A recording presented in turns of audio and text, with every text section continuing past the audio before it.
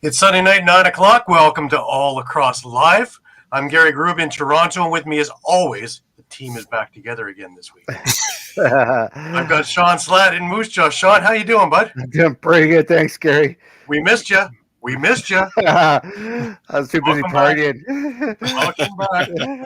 And, of course, in Connecticut, I've got Muffler Mike Kostiuk. Mike, how are you? I'm doing great. What a great week, eh, guys? Yes. God, I put a lot of miles on my cart this week. I went east, I went west, I went north, I went south. I was in Six Nations. I was in Oakville. I was in Brampton. I was over in Bowmanville with the Gales. And this week's no different, man. We got a Six Nations trip. We've got a Peterborough trip. And I got a Coburg one going further east. So it's going to be a busy week again. Great to see all the people. Great to talk to everybody. It really is awesome to get out to these things live. You know, as much as we can watch and do other things, it is so awesome to go and watch live box lacrosse in the summer in all, you know, Junior B, Junior C, Senior B, Senior A, MSL. It's amazing. And we're so lucky. We're so blessed that this stuff is actually here and live and with us. And we can't take it for granted because, you know, you take it for granted and, you know, one day it's gone. So, you know, we got to work hard to make sure it stays with us. Anyways, before we get rolling, and of course, we got to get the ball rolling, right, guys?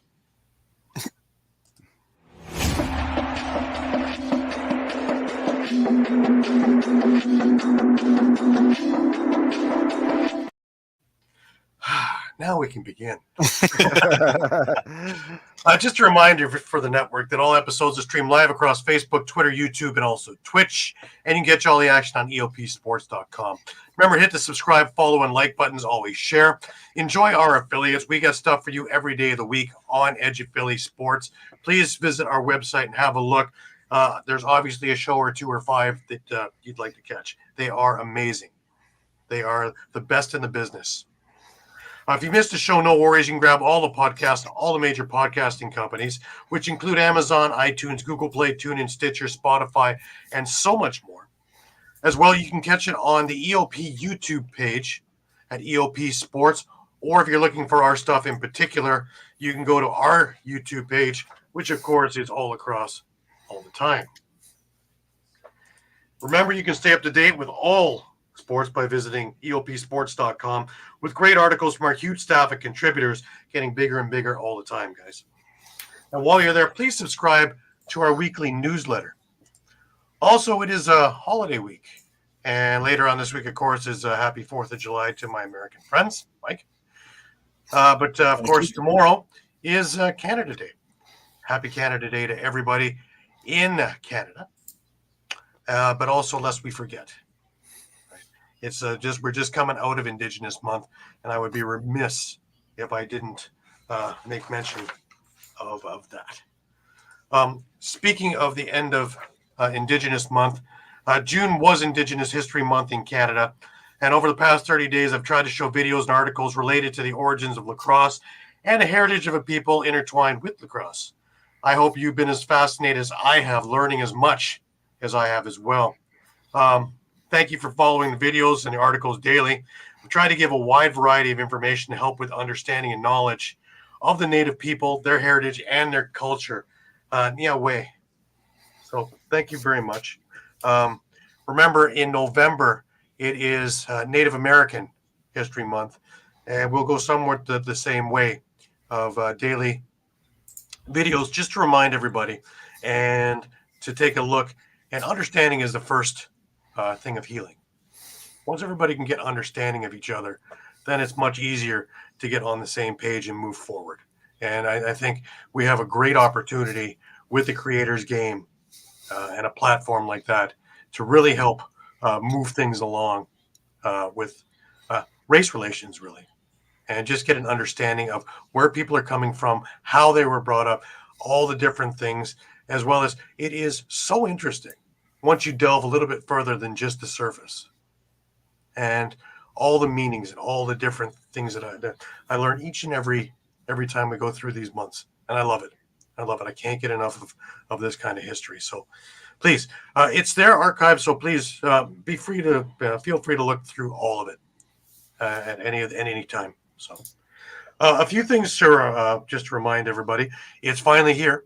Next Saturday, July 6th, will be the third annual McDougall Memorial, and we have a Junior A game at 3:00. The celebrity game is the one that you should be circling. 6 p.m. There is a silent auction going on all day from 4 till 10 p.m. Beer garden, live music. There's going to be food, lots of people, lots of celebrities, and really a ton of things to bid on.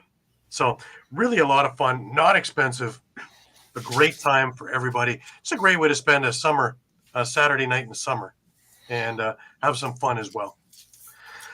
A reminder, a great way to spend some time. Also, Fan Cup Philadelphia is coming up in 3 weeks' time. Yours truly will be in Philadelphia with the roadie squad. Win or lose, we drink the booze. You know it. But great time to get together with other NLL fans and just have fun playing the Creators game, as well as getting together with people and raising a bunch of money for charity.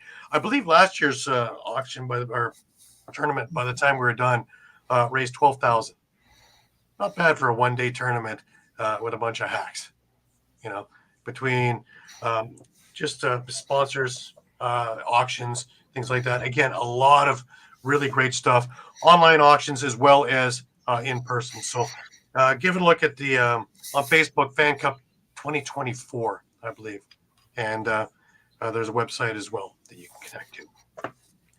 The Gales Picnic is coming Saturday, July 27th, 1 till 4 p.m., and that will be at the Tyrone Community Center, located at 2716 Concession Road in Tyrone, close to Bowmanville. Face painting, treats, so much more. Mike's favorite, the jumping castle. So Mike's going to try and make his way up for this one. We're not quite sure if he can do it or not, but someone will be Speaking of which, the Brooklyn squad, for the Merchants and for the Brooklyn Lacrosse Club, they're having their first annual golf tournament on Monday, July 22nd at Wolf Run Golf Club. Silent auctions, there's sponsorship opportunities. They need volunteers. $185 per person, or $700 for the team of 4. What's included is a welcome gift, round of golf, cart, lunch and dinner, and prizes. Check-in is at 10 a.m. Shotgun start 11, scramble format. If contact is Gavin at sbis.ca, and make your interest there if you are able to. Another really great event, supporting really great programs. Speaking of great programs, Lacrossing Barriers, that's starting up on Tuesday, their first camp, July 2nd and 5th. Also a couple in August. Remember, all abilities and all possibilities day camps, which are designed to allow anybody who chooses to learn, laugh, and play. The camps will guide everyone who comes to participate the way they need. Ages 5 and up, 9 till 3, with options for early drop-offs, late pickups. Register or ask questions, or see where it is if it's in your area. Email Scott at lacrossingbarriers.org, and he'll get back to you. Scott's been on our program a number of times, as well as on my other program, and as well as a lot of the people who are in the program. And just a fantastic program, inclusivity, allowing everybody a chance at this. They even have blind lacrosse, guys. That to me is amazing. Cool. That's cool. Yep. They have, it doesn't matter if you have cerebral palsy, doesn't matter if you have any affliction.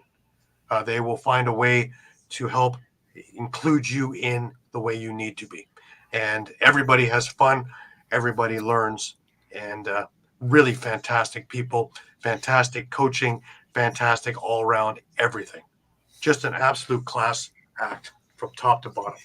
So really, really excited about that. Well, thank you, Brian. Happy Canada Day and 4th to all everybody. Steve, thank you for joining up with us. Appreciate it. Thanks, Steve. Big shout out to Steve with coming up with some graphics for the Waterdogs' first win of the season. That will be he's done discussing some later. So Done some amazing work. Yep. So He's the one who made me look good on that video too from week 1. That worked. Thanks for radio, guys. Eduardo is with us. He is coming from St. Augustine. You know, he was talking about that last week, John, that he was on the surface of the sun, and he really doesn't mind trading with you. Hey, it's been hot out here too, so wait till November hits. Tony, actually, none of us are from Pennsylvania. We work with them, and Pat, when he comes on, is from Philadelphia. I'm from Canada. I'm from Toronto, and Shawn is from Moose Jaw, which is the middle of Canada. And Mike is down in Connecticut. So. Oh, I'm in Connecticut, so. And Eduardo, of course, is Miami, St. Augustine to be exact. Yes. So we are all round, hence us all lacrosse. But few bits of news. The Rochester Nighthawks made some news. They re-signed Turner Evans to a 1-year contract. That's big. Turner's had a good summer as well. A healthy Turner Evans is really going to help that team. Yeah, Definitely. He's a great playmaker as well. He's got a great shot too. But really, first and foremost, he'd be the yin to the yang of Connor Fields and Ryan Smith and the rest of them. So Kyle Waters. To have Turner there is basically your quarterback in there, in true Evans form. The Swarm did a lot to bolster their future. They've signed Liam McGrath to a 2-year agreement. Richie Cannell, 2-year agreement. And I remember when he got drafted, but he had been hurt this past year, Caleb Benedict to a 2-year agreement. So I expect big things from him, from the Northman program. So really, really excited for that. There's Pat. Pat's from Philly. And Tony is in Maryland. Tony, it's a pleasure to have you with us. welcome, Tony. So thanks. Thank you so much for following along. Anything you need, just feel free to chime in with us. Now, Coburg, they weren't finished. They made a few deals last week and got much stronger. The Grennan move. Talking with John Webb this past Thursday when they were playing in Brampton, really it was a thing of convenience. Grennan didn't mind going and playing at Coburg, but Tyler Hendricks actually lives in Oakville. So it was actually a deal of convenience that just happened to work out for both teams. Hendricks, of course, has been really great for Oakville in the couple of games he's played. And, of course, Grennan, he had 2 really barn burner games. He made us known on Thursday as well. But they also, Brock Henley, he was with Brooklyn. And for a second round 2025 and 2026 pick plus some future considerations is now with the Coburg Kodiaks as well. Now, just a little bit about Brock. He won a Minto Cup with Whitby in 2022. And check this out, guys. In that 16-game season, he had 120 points, 70 goals, 50 assists. Wow. Can he put them up? Yes, yeah. he can. So is that another big move for John Webb? He was very, very happy with that one also. And it basically, for a couple of picks over the next few years, basically got him for a song. So that's extreme. That's good news eventually for the Vancouver Warriors, who I believe have his rights, NLL rights. Oh yeah. So, and he's looked good. He looked good with Brooklyn last week, and he looked pretty good in that Brampton game, which didn't have a lot of scoring, but we'll get into that in a little bit. Yep, you're right. absolutely. There are many leagues, many tiers, and it goes even further than what we discussed. So it's fantastic, and grassroots programs all over the place. So it is really on the up front. So really excited about things moving forward. The field programs also are getting better.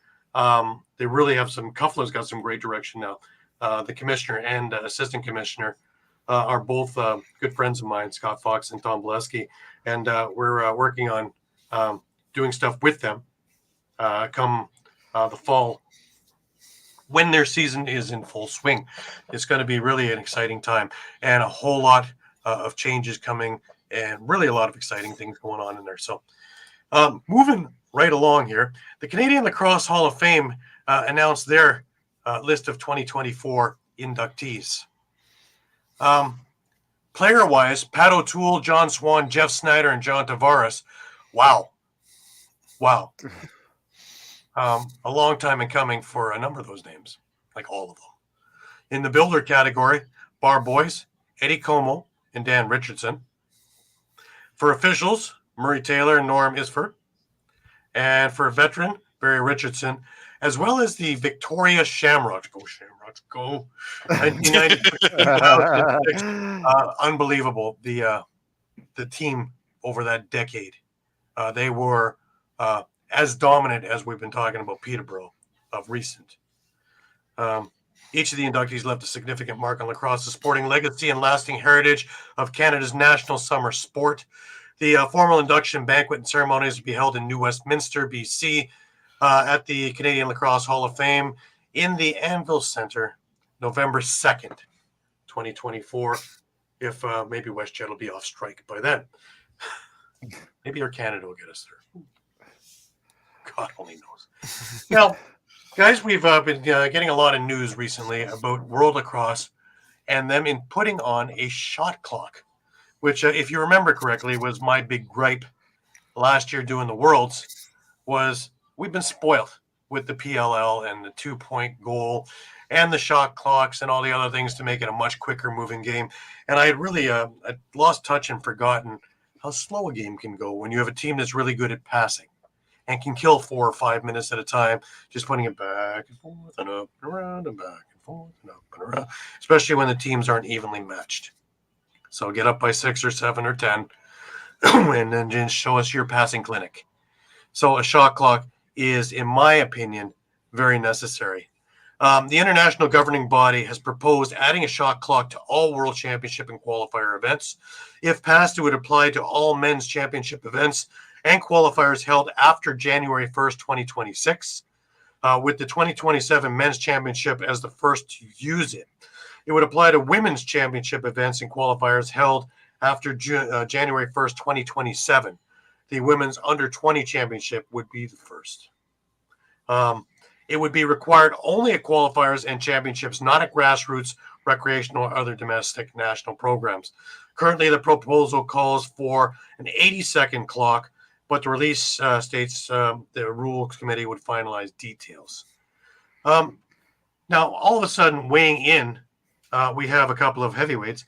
Stan Cockerton of Canadian fame. He's the one who got that goal in the Miracle in Manchester in 78. A shot clock in all forms of our great game is an essential part of our future to excite new fans, create growth at all levels internationally, and bring our sport to the level of excellence which it and our great athletes deserve. Let's move forward and show all that our game is and can be. Also, going on the women's side, Linda Samarakova, the international game has been a generation behind with rules and shot clock, and we're super excited to play the game at the speed it's supposed to be played at. Now, again, I've been a proponent for this for a long time. I don't know. What do you guys think? Shawn? Yeah, I mean, I'm with you, Gary. We saw what happened at the last World Championships. That was boring when they didn't have a shot clock. Exactly what you said. Those powerhouse teams would get up 5 or 6 goals, and then they would just kill the clock. There was no action. They would just pass, kill the clock. Run around, run behind, and back and forth, and pass some more. You'd have 5 minutes of non-action, basically. Pretty much. Mike, what do you think? Yeah, I mean, I have to agree. Obviously, there are some folks who are not in favor of it. I believe Wales Lacrosse posted something this week, pretty heavily against the use of a shot clock, and trying to point out that it seems to be something more that North America wants than anywhere else in the world. Obviously with PLL, NLL, and other leagues in the U.S. and Canada being used to being a box guy, being predominantly brought up on box lacrosse. of course, I'm big on the shot clocks. In fact, I loved it when Summer Ball went and had a shot clock during penalties because they used to not have one, and you could watch them just kill without a shot clock. So to have that shot clock all the time just speeds the game up. Yeah, It speeds the game up, and it makes It's a I game and it agree. makes more action. Makes more action too. You're Yeah, forced and to it have for- to forces- put a shot on goal and have we're some trying to offense. grow the game, so we're trying to get eyes on it. We're trying to get the youth on it because we want to keep them for a number of years. And how are we going to do that? Excitement. Passing and running around in circles is not exciting. It is at times. It is in specific moments, not for 4 or 5 minutes at a time, 5 times in a game. That doesn't work for me. A shot clock, I think, is a necessity.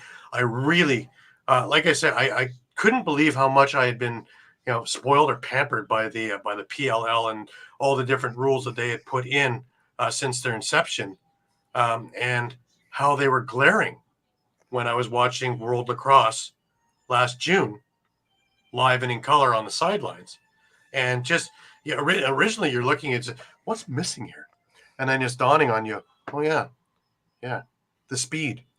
You have everything moving, and then it just comes to a screeching halt and stays that way for God knows how long.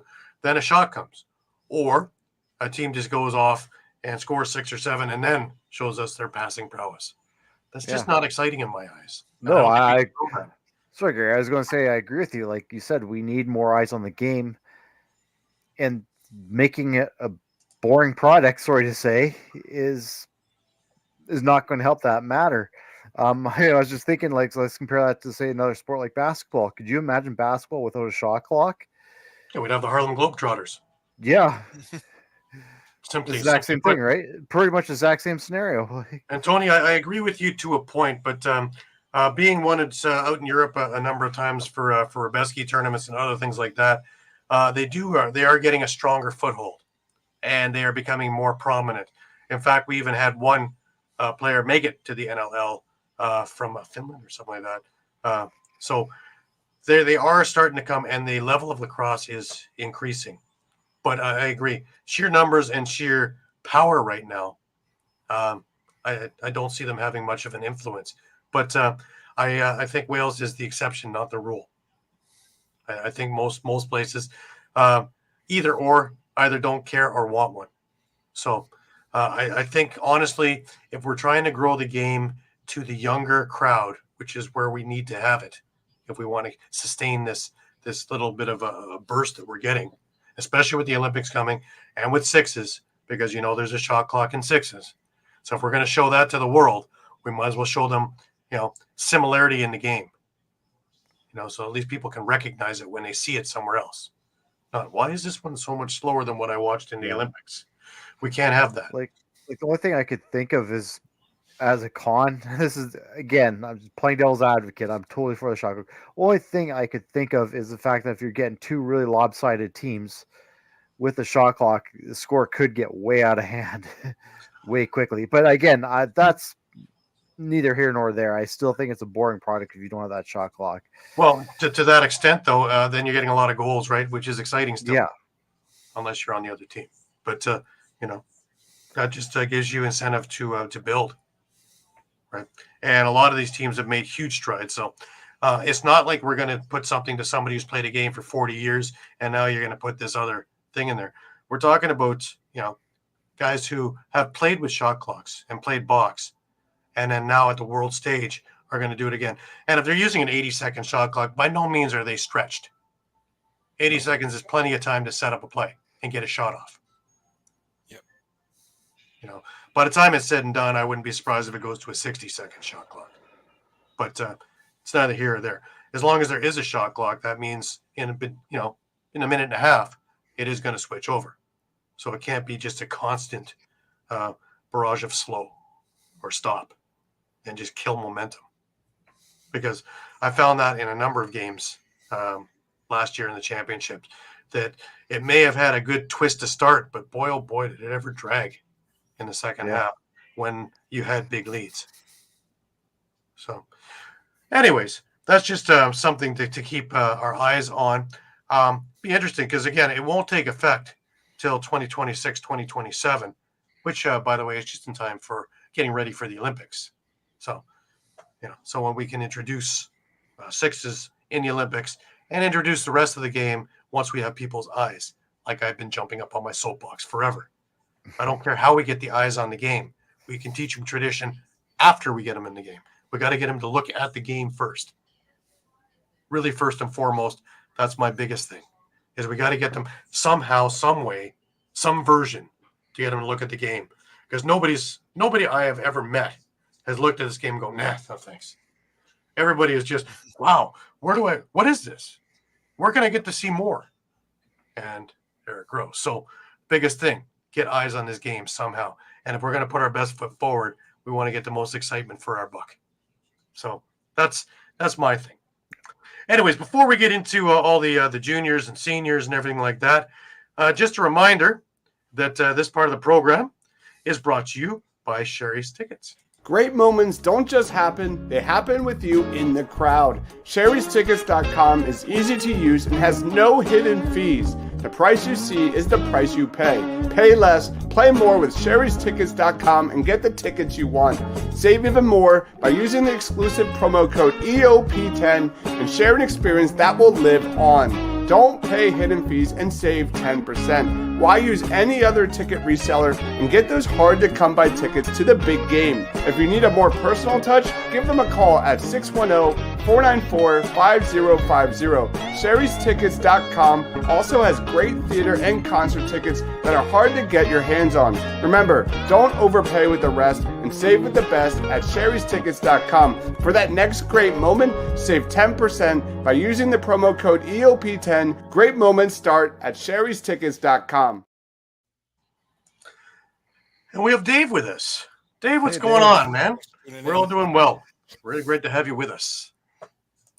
Remember, every day is a great day when we get to talk about lacrosse. Oh, yeah.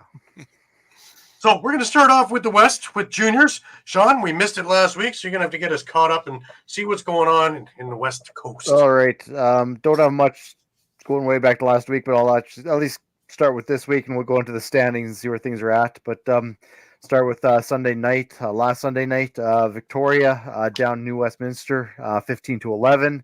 Coquitlam continues their hot streak in the junior AMBC, 11-4 win over Nanaimo. Then Wednesday, an interesting one between Burnaby and Port Coquitlam. Port Coquitlam was up late in the second period. Joel McCormick scored a pair of goals, one with about 2 minutes left in the second period to tie the game.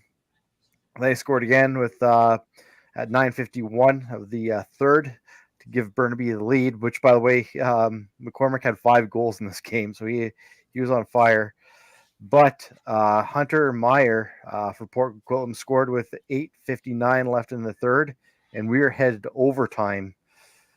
Dagan Carlson scored about 3 minutes into overtime, give Burnaby 11-10 lead, but it's not sudden death. We keep going. Port Coquitlam pulls their goalie with about a minute and a half left. Josh Mills scores with 1:21 left, and we end this game in an 11-11 tie. Wow. Also that night, another close one. New Westminster, the Salmon Bellies, with a 10-9 win over Delta. Heading into Thursday, another tight one with Burnaby again. The close calls, 13-12 win over Langley. We head into Friday night, Port Coquitlam with a win, 10-7 over Delta. Again, Coquitlam's just running over everybody. 19-7 win over Langley. Then last night we had Port Coquitlam picking up an 11-8 win over Nanaimo. So over to the standings. Again, Port Coquitlam, the Adanacs Coquitlam with an 11-3 record in first place. Port Coquitlam Saints at 10-4-1 because they have that one tie now. You have Nanaimo in third at 9-5. Burnaby 8-6-1. New Westminster Salmon Bellies are at 8-7. Victorian Shamrocks 7-8. Delta Islanders 4-9, and the Langley Thunder are 0-15. So they're still looking for their first win. And over to the Rocky Mountain Lacrosse League in Alberta / Saskatchewan, the one Saskatchewan team. They were off this week because of Canada Day, but I can kind of fill you in on what happened the week before here. Friday the 21st, big weekend for the Raiders. They picked up 3 wins. The first win came on Friday night, 12-6 win over the Saskatchewan SWAT. Miners also with a big 2-win weekend. On Saturday, they defeated the Mounties 13-11. Then Saturday night, the Raiders defeated the SWAT 14-4. Then last Sunday night, we had the Raiders just got by the SWAT 7-6, and then the Miners defeated the Mounties 11-7. So with their standings now, Miners, we saw what they did last year. They're sitting at 11-2, so they're starting to kind of run away with things a little bit. The Raiders at 9-4. The Mounties at 6-7, and then the Saskatchewan SWAT at 0-13. Ouch. Yeah, Saskatchewan's struggling a bit. Alrighty. We move over into Ontario and the Ontario Junior. Now this thing has been going nutty ever since we've had this move with the Toronto Beaches and being penalized the 8 games. And they really I thought that they would just keep rolling. But they lost to Mimico on Monday, 13-8. So they're kind of struggling at the moment, sitting in 8th spot. We'll see that when they pull up the standings. But Peterborough beat St. Catharines 10-9 in a real close battle of a game. Brampton and Whitby battled tooth and nail, and it was a big third period from Brampton. They got them up 7-6 is how they won that game. The Orangeville Northmen are the class of the league again now. There is nobody coming anywhere near them. I believe they only have 2 losses this year. They just absolutely annihilated the Oakville Buzz, 18-4 on Tuesday. It was close right until the national anthem, and then from then on, it really wasn't much. Kitchener and Brampton faced off on Wednesday, and Kitchener pulled off a 10-8 victory over the Excelsiors. 6 Nations in the Toronto Beaches played, and another slobber knocker. And it was 12-11 in overtime for 6 Nations. And it took a 5-goal third period from 6 Nations because Toronto was cruising. Toronto was up 11-6, and they were cruising. And they just fell apart in the third and, again, in the overtime. They just completely shut down. Makes me wonder for the team that started out this year 8-0.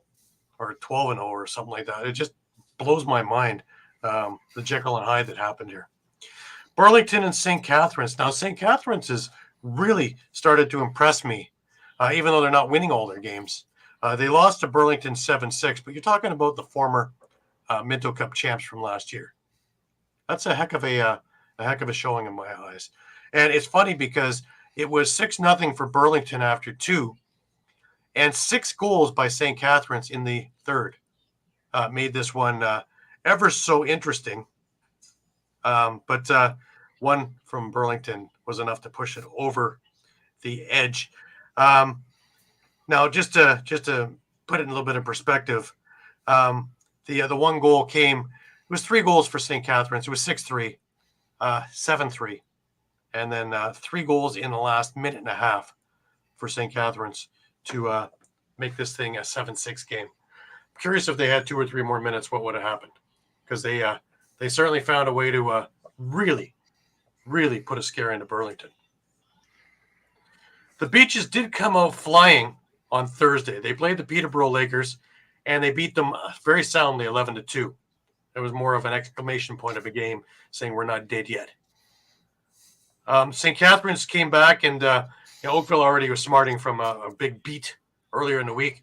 Well, St. Catharines beat them 8-3. This game was over from the first. It was 4-0 after 1, 7-3 after 2, and they shut them down again. So St. Catharines is impressing me more and more each week.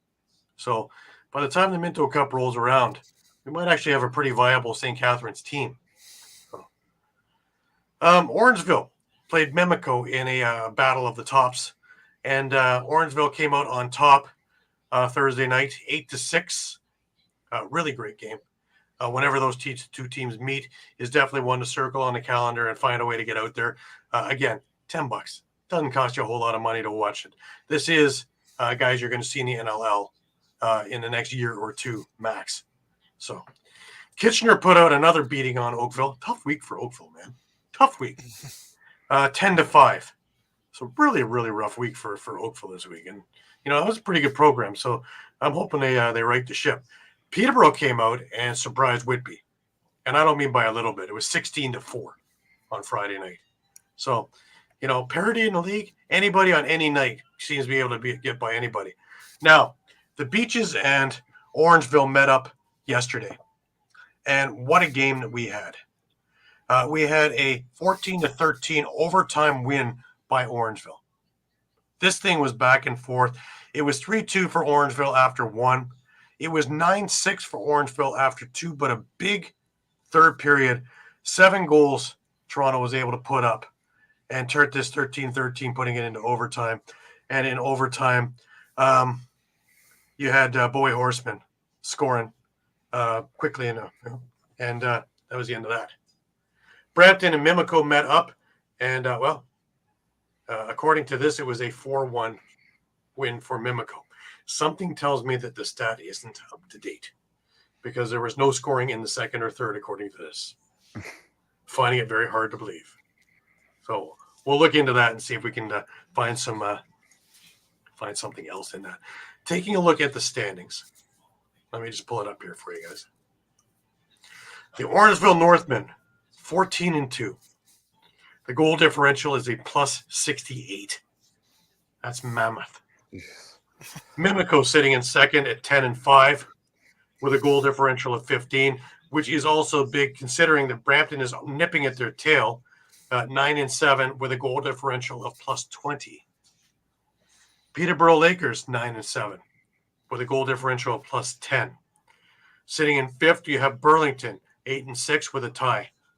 St. Catharines is now 8-9, almost at 500. Now remember, when they were sitting at the beginning of the season at 0-6 or 0-7, and I'm thinking this isn't looking too good for a team that's going to wind up in the Minto.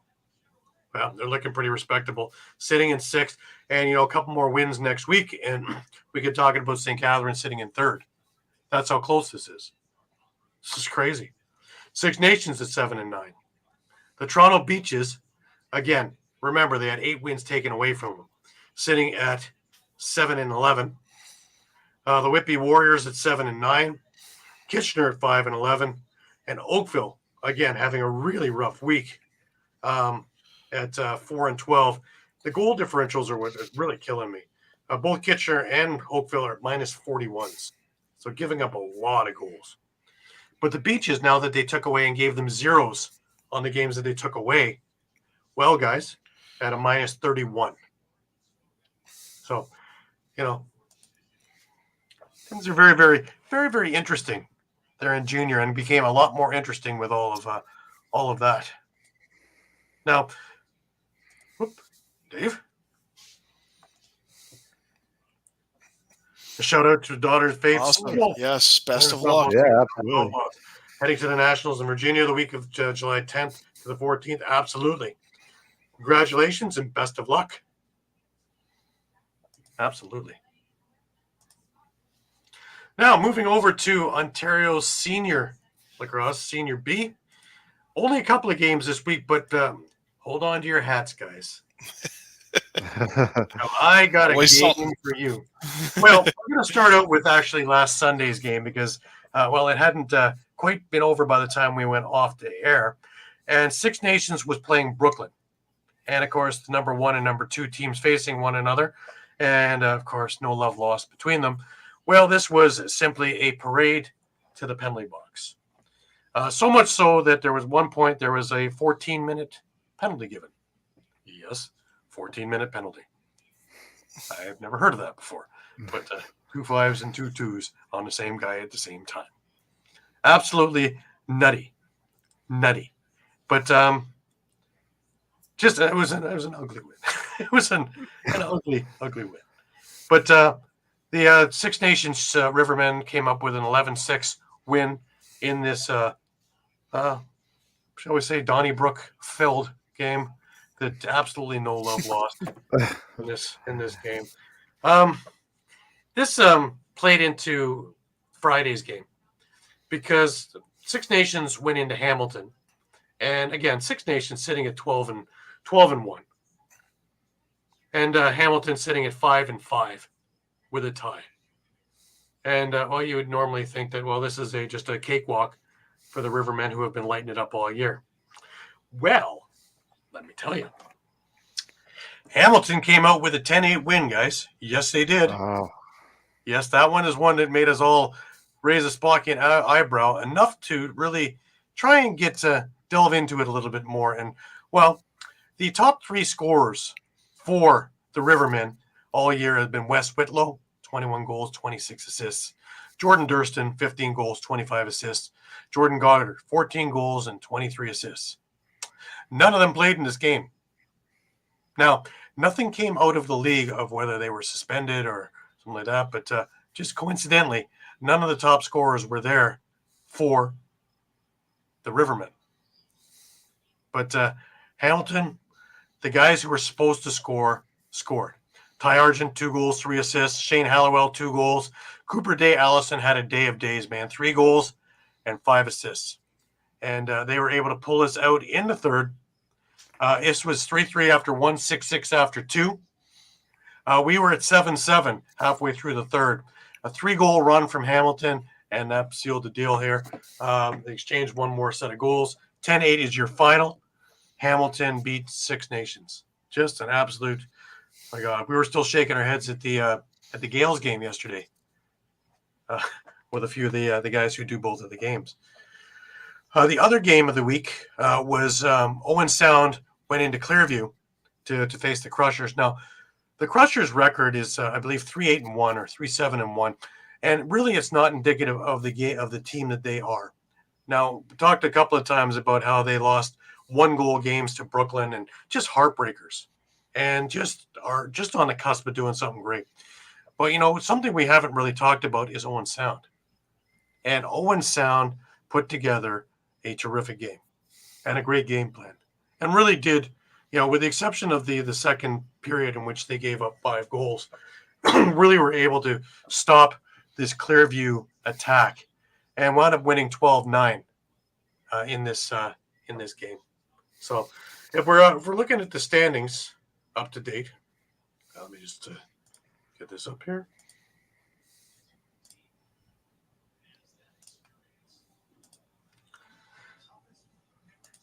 Here we go.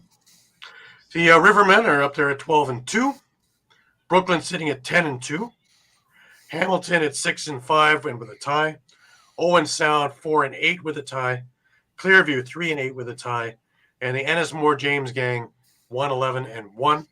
And we remember last week we were celebrating because they got their first win last week. So, really, this is anybody's ball game, as proven that with the right lineup against the wrong lineup, that anybody can beat anybody at any time. Now, do I really think that it's going to be Brooklyn and Six Nations fighting it out? Yes, I do. But that's not to say that Hamilton, Owen Sound, Clearview, any of these teams can really come in. We got a couple more weeks left. We're down to the final 2 weeks and full slates of games. There's 5 games next weekend and another the following weekend. So it's going to be busy. I expect to see a number of things jockeying in the middle there. So we don't know who's going to be doing what just yet and who's going to face who in the playoffs. Stay tuned. It's going to be exciting.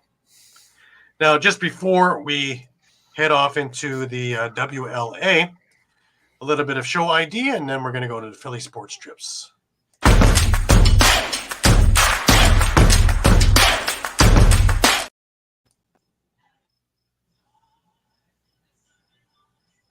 If you're a Philly sports fan and you want to travel with your favorite team, then travel with the best. If you want to travel with the pros, then go to phillysportstrips.com. Philly Sports Trips features premium travel and tailgating experiences for the best fans ever the Philadelphia sports fan. Philly Sports Trips has self-travel packages and full travel packages available with round-trip flights for Phillies, Eagles, Flyers, Sixers, and even the Union. They even offer day trips for more local games. Go to phillysportstrips.com, sign up immediately, and tell them EOP sent you. Do not forget, Philly Sports Trips has all the away trips for the Eagles' upcoming 2024 season, including the Brazil trip week 1. Jump on it now before you lose out on all these great opportunities. Go to phillysportstrips.com and don't miss the next great Philly sports moment. Absolutely. Now, Western Lacrosse Association. Tell me, Shawn, I can take it. How's my Victoria Shamrocks doing? Let's just say they still have never lost a game yet, so they're okay. I think the they're same okay. thing with the PLL. I'm not perfect anymore, but hey, they're looking pretty good. A little bit of salt in the good. A little bit of salt in the soup there. It's okay. Yeah. All right. So we're going to start out with last Sunday because the games were just starting as we were leaving the air, and we had the Shamrocks and the Berards playing. Yeah, and you know what? I give full credit to the Berards. They, for the most part, held in there with the Shamrocks, but it was kind of a 5-goal run between the second and third periods. Tom Vason, Dallas Wade, Nick Preston, Casey Wilson, and Matthew Gauthier put Victoria up 9-5 at that point, and that was kind of really the difference in that one. Is teams are still kind of looking for a way to crack Victoria. 6-point night for Marshall King, a goal and 5 assists. Cam Dunkerley got the start, made 32 saves. On the other side, Marcus Clarich from Maple Ridge had a hat trick himself, and also 2 goals from Dylan McIntosh. Also for the Shamrocks, Vason, a goal and 4 assists. They had several different goal scorers in this game. It was really depth really played a role in this game for Victoria. Right. Here's my question to you guys, to both of you guys. Should Ottawa be excited of the play of Cam Dunkerley in net for Victoria? Are we seeing another, we've seen it a few times in the summer where guys have looked great and then they get into the NLL nets and don't look so good. Should they be getting excited? Cam Dunkerley's playing so well this summer. Mike, I'll start with you. I mean, I think you have to. Yeah.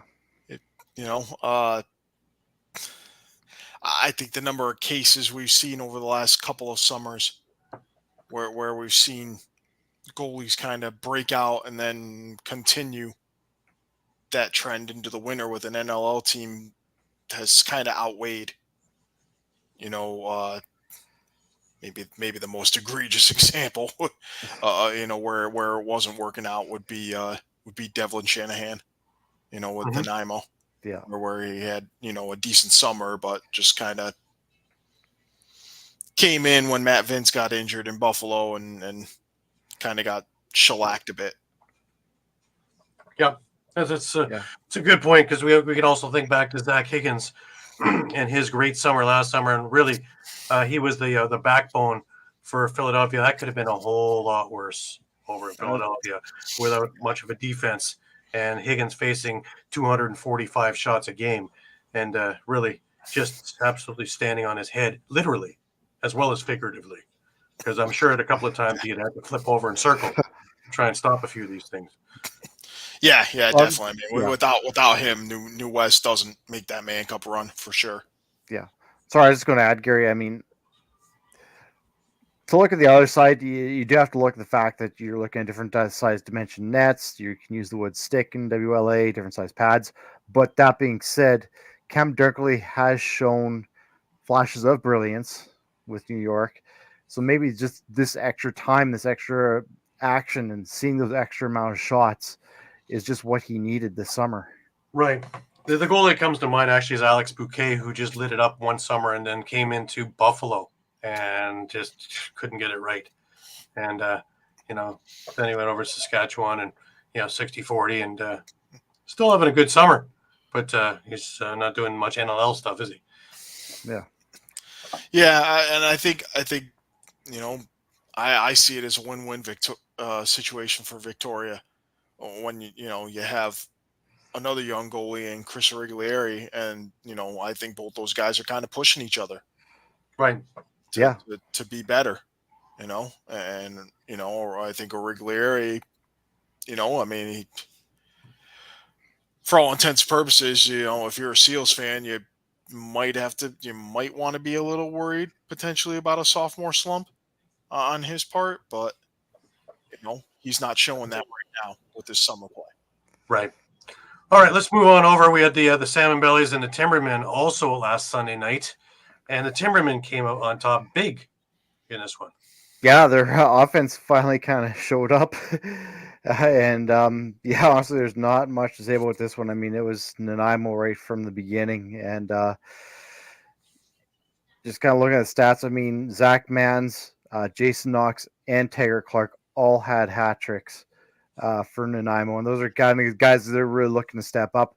The other interesting thing to mention as well, we're talking about Devlin Shanahan, and he really hasn't had a great summer so far. They actually went with Colby Bowman, and we'll get into it a little bit later this week as well, but he had a fantastic game, only giving up 6 goals, so he's looking really good. So unfortunately, Devlin could also be seeing the backup role in Nanaimo as well. Well, fallen from grace, I'm telling you. Yeah, and I guess the other interesting thing too is with only 6 goals, Luke Pincher had 6 points. He was in every one of those goals for New West. That's making his stock go rise big. Yeah, and I mean, Will Malcolm only had 2 goals, 1 assist. So that's a guy who they've really been kind of hanging their hat on. Who, for all intents and purposes, Nanaimo shut down. Right. All right, we head over to Tuesday night, and the Burrards and Adenauks faced one another, and the Burrards come up with a big win. Yeah, 10-5. Maple Ridge outscored Coquitlam 9-2 over the final 40 minutes to pretty much take care of this game. Ryan Jones, 2 goals, 6 assists. Dylan McIntosh had 4 and 1, and Brandon Humphrey. Can't say enough about him this year. Despite Maple Ridge is still below 500, but he's keeping them in a lot of games right now. 41 saves on the night for him. Coquitlam, unfortunately, not much to speak of. Brian Gillis had a pair of goals. Clark Walter, 1 and 1. Would like to see more out of him, certainly, for the Adnaks. Same with Matt Delmonico, 1 and 1. Andrew Gallant, 39 saves. He's kind of doing a similar job to Humphrey this year, keeping the Adnaks in a lot of games, even though they're right now, they're both just under 500 heading into the second half of the season. Right. Alrighty. Moving right along, the Timbermen and the Langley Thunder got together on Wednesday night, and now the Thunder have been doing great lately. Really found that winner's circle until that night. Yeah. Timbermen beat them 8-6. And again, like we said, the Timbermen who kind of got off to a slow start, we were asking at the beginning of the year, like, what's going on with Nanaimo? Like, contenders every year. They're starting to kind of pick it up a little bit and kind of tightening up those standings. A bit of a back and forth battle in the first. Actually, Langley had the lead, but then it was kind of that second period where Langley was completely shut out. And John Phillips had a pair of goals, and Miracle had a goal for the Timbermen to put them up 5-4, and they just couldn't bounce back. And again, we're talking about Colby Bowman gets to start again for Nanaimo, only allowed 6 goals. Yeah, maybe they're starting to think now, is that their guy now is Bowman, and again, another guy whose stock might be rising. Right. All right, we go further, and my Shamrocks and the Salmon Bellies. And this was one that I thought would be one to circle on the calendar. As it turned out, it was lunch bag letdown. And, Victoria's just showing how strong they really are. Yeah, I was in the same boat, Gary. I was looking forward to this match. I thought maybe this was the one team that might be able to knock Victoria kind of off that pedestal.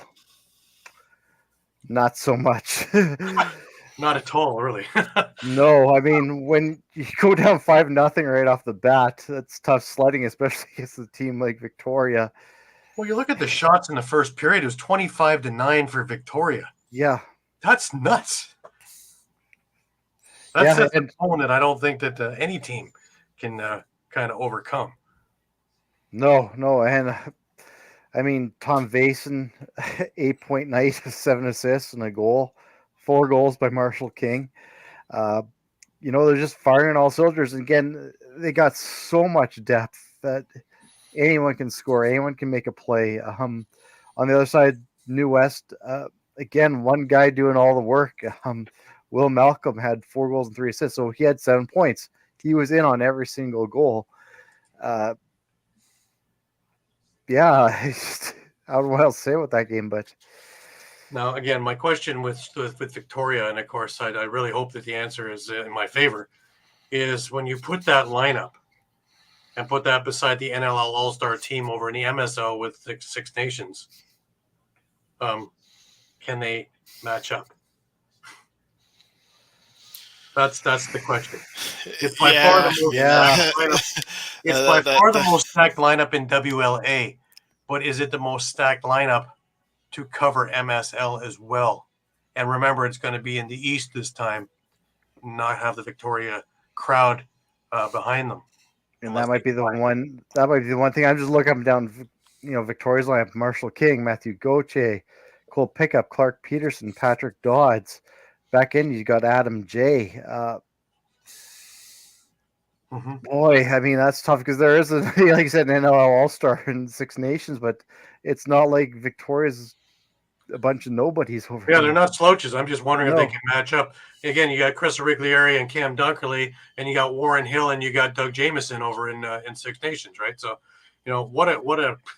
it's a first and second All-Star team going at one another for the NLL. There should be an NLL banner hung up in this Man Cup this year if this is the matchup that will be. So we'll see. But man, I'm telling you, this is interesting. But let's have a look. There was one more game, right? Yes. Friday night. Yes. And that was the Thunder and the Lakers getting in. And this was a really interesting game, guys. Langley gets back in the winner's circle. Yeah. Yeah, bouncing back with a 9-8 win. It was actually tied 8-8 after 2, and Robert Church with the game-winning goal, the lone goal of the third period. For the Thunder, Chase Scanlon had 3 goals, 3 assists. Connor Robinson, a goal and 4 assists. Church had a hat trick and an assist. Nathaniel Kozevnikov, 1-1. And Aiden Walsh, 39 saves in the win. For Burnaby, the usual suspects, but I give these guys credit. They are coming through consistently most nights for the Lakers. Ben McDonald, 4 goals on the night. Jacob Dunbar, 2 goals and an assist. Ben Stewart, a goal and an assist. Thomas Vela, 4 assists. Alex Bouquet, who we mentioned previously, 51 saves. He faced a lot of rubber on the night. Yeah, he kept him in there. He can still do it, Yeah.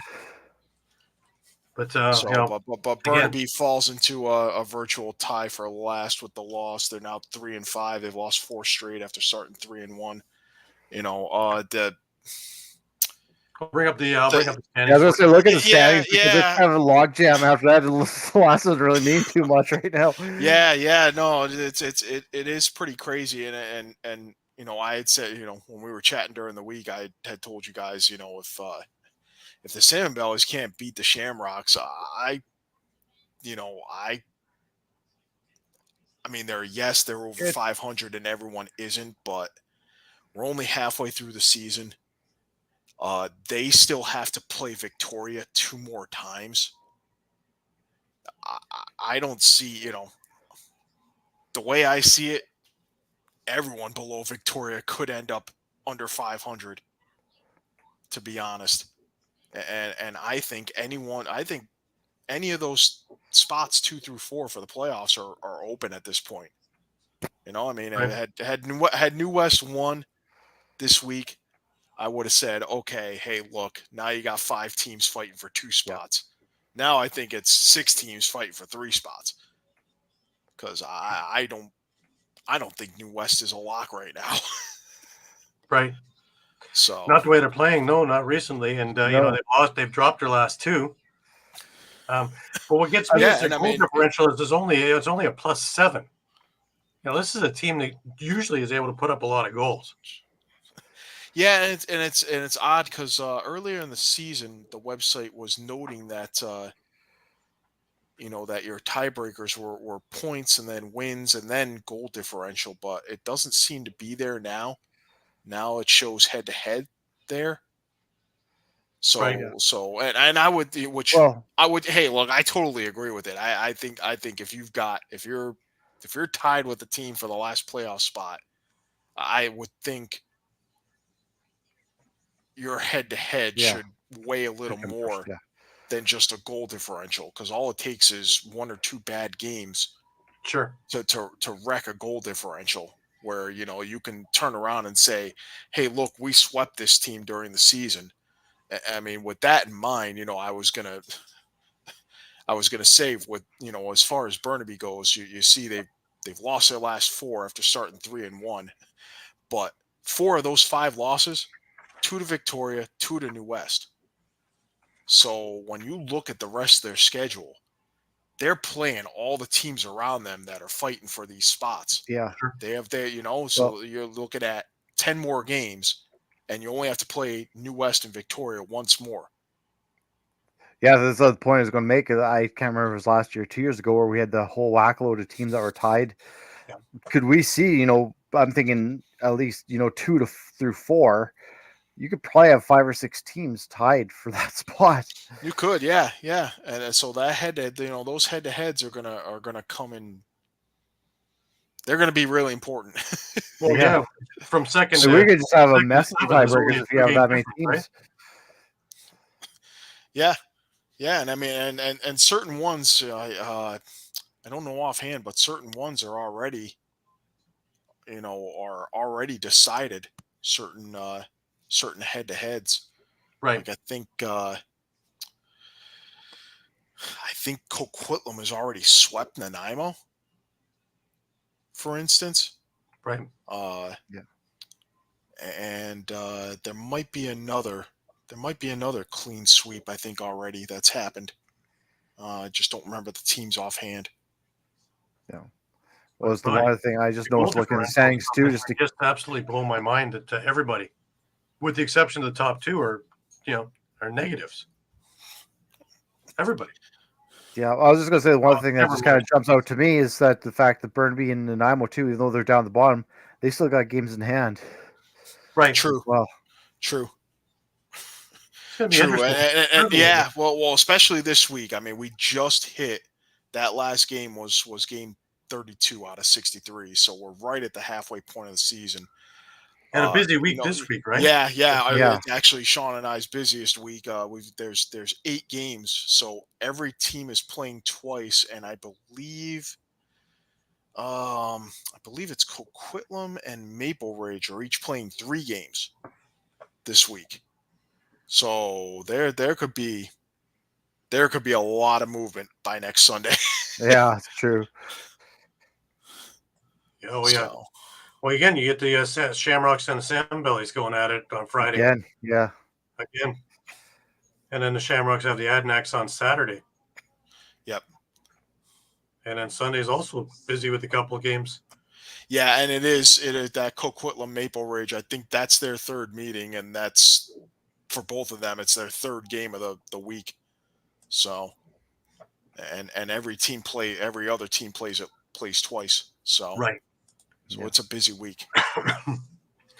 Alrighty, we'll jump on to the Major Series Lacrosse in a second, but first, from this part of the show is brought to you by Dolan's Bar. When you're staying local and you want to watch a great game or just hang out with some great people, go to Dolan's Bar at 24 East Sellers Ave in Ridley Park, right off I-95 south of the Philadelphia airport. For over 65 years, Dolan's has thrived because of one reason: the amazing people of Philadelphia. Great music, great times, memorabilia, giveaways, great drinks, and great food. You never know when a former Philly sports icon walks through that door. You go to Dolan's at 24 East Sellers Ave, Ridley Park in the 19078. Tell PJ that EOP sent you. Go to dolansbar.com or follow them on Twitter, Facebook, Instagram, or TikTok. All right. So we go into Major Series Lacrosse, and we had a busy week in Major Series Lacrosse. Every night there was a couple of games, one game at least, not a couple of games. Monday night, we had Oakville and Coburg go back at it. Now, if you remember correctly, on the Sunday night, Coburg stunned Oakville, who had undefeated at the time, and beat him 12-8. Nathan Grennan making a huge mark in that game. Well, they met up again. No less. Well, yeah, 6 points, 3-3, Right after the trade. Yeah. Well, Hendricks had a pair of goals for Oakville in that game, but Monday night they met up again, and this time the hero for Coburg was Zach Harrowers. He had a hat trick in this game. David Anderson, Grennan had a goal, Brandon Saris. Tyler Hendricks had a goal. Sam English, Ryan Lansbury, Dalton Silver. Lansbury actually had a pair. But again, 7-5 was your final. Nick Rose was in net for Oakville. Stephen Orleman has looked great this summer. He is chomping at the bit after not playing really a minute, in for the Buffalo Bandits. I think he played one game in relief of Devlin Shanahan before Matt Vince got back, and that was it. So his NLL season was not. So he's just been absolutely frothing at the mouth to get back at it and show that he is an NLL caliber goalie, and he looked great in this game. Again, Oakville, I'm wondering now they're sitting there at 4-2, but 60 shots from Oakville, so 55 saves by Orleman. Just fairly impressive. It brought Coburg back into the talk, because it doesn't look like anybody's going to be catching the first place team, but there is still a battle for second. The next game in the week was on Tuesday, and we had a couple of games. We had the Owen Sound North Stars head into Peterborough for an odd Tuesday night game there, and Peterborough actually looked like the Peterborough that I remember, this particular Peterborough team, and they wound up winning 13-7. But up 6-3 after one, up 10-3 after two, and then kind of played with the food in the third. But Joe Resetarits with a big night, Holden Cantoni with a big night, Thomas Hogarth with a big night. And that was your deal there, 13-7 for the Lakers over the North Stars on Tuesday. The Six Nation Chiefs had the Brooklyn Lacrosse Club, and this was one, again, that I wanted to make sure that I saw, and out I went. And for two periods, this was a really great game. It was 5-1 for Six Nations after one, but the score, again, wasn't indicative, of the play. After two, it was 8-4, and it looked like Brooklyn was finding a way to get back in this game. Well, the hammer came down in the third, and Six Nations wins this game 13-7. Just to put a little exclamation point of a close game, this isn't going to be a close game. Because Brooklyn brought this all the way down. I think it was 8-7 at one point. And then Six Nations just went, sorry. But again, big games. Cody Jamieson had a huge game. Austin Stotts, another big game. Dane Smith had a couple of goals in this game. You're getting support groups, of course. Travis Longboat's had a great summer. Jeremy Thompson added a goal in transition. Brian Cole added a goal in transition. Again, from top to bottom, you got a lineup that is just wow. And it doesn't matter who's in net. It doesn't matter who's on the floor. Everybody can score. We move into Thursday night, and we had a pair of games on that night. Six Nations went into Peterborough. And again, it was another one that, in years past, I would have been, man, I got to get out there to see this. Well, Six Nations beat them like a drum, 14-7. 5-2 after 1, 10-4 after 2, and 14-7 after 3. And again, Eli McLaughlin with a big night. Lyle Thompson with a big night. Austin Stotts had the opening couple of goals. Travis Longboat again. Dane Smith with a few goals. It just was a wild thing again. For Peterborough, Holden Catoni with a couple, and Thomas Hogarth again with another big night, as well as Joe Russiterrence. But nobody else. So the support groups is the difference in this. Whereas Peterborough has their main scorers and then it dips off. Oakville has their main scorers and then it dips off. Even Brooklyn has their main scorers and then the disparaging marks between the two. Six Nations is one after the other, wave after wave after wave. So you may be able to stop them for a while, but after a while you're going to tire. And that's what's happening. I was in Brampton for the Cobourg-Brampton game, and, it was a 6-5 win for Cobourg, with Cobourg scoring with just 2:20 left in the game. It went back and forth. It was 3-1 for Cobourg after the first, 3-2 after 2. Brampton actually took the lead in the third. Zach Sunderland got a goal. He got a pair of goals to bring them up ahead. Braden Saris tied this thing up. Brock Haley got a goal. Matthew Bennett gave them a lead again. Sorry, Saris tied it up. And then Dustin Burkhoff with 2:20 remaining. But again, Stephen Orleman played sensational in net in this game. And I can't take much away from Will Johnson either. He only gave up 6 goals. And he faced a lot of rubber as well. So the big thing on these teams is consistent scoring. And that's what's going to hold them away from a team like Brooklyn, a team like Oakville, or a team like, obviously, Six Nations, because they just cannot match up offensively. Defensively, they look good. So the few moves that Cobourg's made have all of a sudden elevated them. They're in a 3-game win streak. So it's going to be interesting this coming week. We did have one more game on Saturday, and that was the Six Nations played their third game of the week. Odd, because most of the time is 1, maybe 2. But they were supposed to have 3 the week earlier, and of course that injury in Oakville, they only played 2. And they played 3 games this week, and they faced the Owen Sound North Stars in Owen Sound Saturday evening. And, this is what you expect when these two teams meet. You have a team that's 8-0 going against a team that's 0-8, and it's exactly as what you expect, except for one thing. Now, Six Nations wins 11-2. We'll get that one right out of the way. But after the first period, it was 2-0. After the second period, it was 5-0. So Owen Sound's defense is looking better and better. And, they the back end really, had a decent game. I can't take much away from Caleb Martin. He faced 54 shots, made 42 saves, 43 saves. Not too bad. Warren Hill in net, 42 of 44 saves. It's just one wave after another. McLaughlin had a big game. Shane Jackson had a big game. Stotts had another big game. Travis Longboat. It's continual. And if they don't have a big game, Dane Smith is there. And if they don't have a big one, I can go down the lineup. Jeremy Thompson had, it goes on and on. Lyle Thompson didn't have a big game in this one. Didn't need to.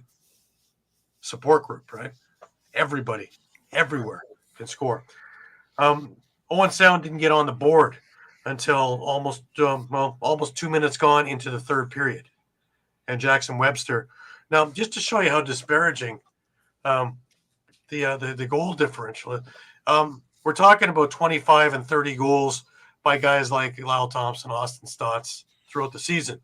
Well, up until this point, let me just pull up this game. And, so far, the Tanner Buck has got 7 goals and 9 assists. in 8 games, 9 games now. Jackson Webster, 6 goals, 9 assists, now 7. Tyler Brown, 5 goals, 7 assists. He got a goal in this one, so 6 goals, 7 assists. That's your offensive leaders for Owen Sound. Therein lies the problem. Right. Yep. Your defense is going to do great things, but when you're playing a team like Six Nations, they can throw wave after wave after wave after wave. There's no way that you're going to be able to compete against a team like this this often, especially with only 7 teams in the league. Looking at this week, there is no game tomorrow with Canada Day. We have Oakville into Six Nations on Tuesday. That's going to be an interesting game. I'm going to hope to get to that one. Peterborough against Brooklyn on Wednesday, another big game. I will be in Peterborough on Thursday for Cobourg and Peterborough facing one another. Owen Sound will face Brampton. That's going to be an interesting one because both teams have trouble scoring. Both teams' back ends are looking good. It might very well be a 1-0 game. We've only seen one shutout in MSL history. And, we might see another one in this one because the one goal might come in overtime. Could even be 0-0 after. Who knows? Anyways, not a lot of scoring from these teams. Saturday, we have a pair of games as well. Brooklyn is playing Brampton in Brampton. And Oakville heads over to Owen Sound for a 7 p.m. game there. So if you have a chance, try and get there. As well, Sunday, there's a game. Six Nations is going into Cobourg. I will be in Cobourg. Reminds me to tell everybody that our show next week will be Breakfast with the Boys again at 11 a.m. Because I am headed over to Cobourg, my colleagues have been very, very generous, and we're moving the show into an 11 a.m. slot next Sunday. So please mark that on your calendars to come join us next Sunday morning for our show. If we look at the standings, you will see that, of course, Six Nations is 8-0. Brooklyn is sitting in second at 6-2. Peterborough at 4-4. Oakville at 4-2. Cobourg at 4-4. Brampton at 1-7, and Owen Sound at 0-8. So again, we have a logjam here. We got 3 teams that are battling it out for third place, and really, can still make a play for second, though time is running out. There's only 2 weeks left in the season. So big things to come. I see. I was going to say, Oakville definitely has, they have 2 games in hand on Peterborough and Cobourg. The other thing I wanted to point out with Cobourg is, Peterborough, they got Peterborough and Six Nations this week, and then their last 2 games are against Owen Sound. So, 6-6 is not out of the realm of possibility. It could be enough to make the playoffs. Yeah, if they can upset Peterborough this week, and that's not out of the realm of possibility. That's out of the realm. I was going to say Peterborough does not look as strong as they were in the past, especially the 4-4 record. Yeah, I mean, there's a possibility Peterborough does not make the playoffs and Cobourg's your 4 seed. It's interesting too because Peterborough's only won 1 game at home this year, where it's usually the strong suit. You're only getting 4,000 people to a game.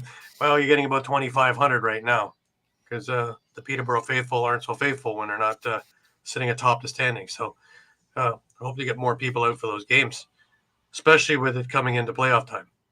So I'm sure come playoff time, it'll be a packed house again. But, 2,800 people right now for these games. But again, Peterborough hasn't given them much to cheer for. They've only had the 1 win, and that was last Tuesday.